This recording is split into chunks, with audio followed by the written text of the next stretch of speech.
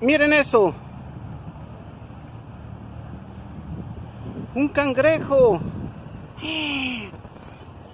Uy, tengo suerte para estos. Oye, óiganlo, tiene un sonidito. Oigan, ¿qué haces aquí? ¿Estás vivo? A ver, ¿estás vivo?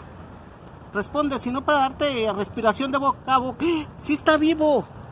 ¡Estás vivo, chiquito! Oye, espera. Espérame, porque te van a tragar las gaviotas aquí. Espérame. Pero yo no sé agarrar esta. A ver, espérame. ¿Cómo te agarro? Espérate. Ah, ya. A ver, espérate. No vas a agarrar con tus cosas, no, espérate. Espérate,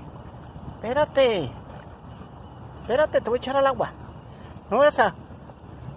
No me vas a agarrar con tus tenacitas. Miren, la primera vez que agarro un cangrejo. Miren. ¿Ves el agua?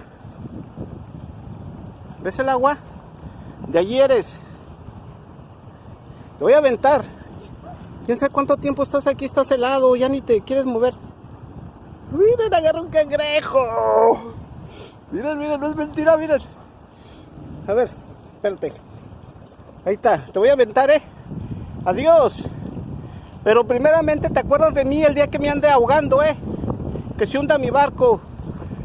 No me vas a dejar que me traguen los tiburones. Ándale, ¿ya te fuiste? Ya.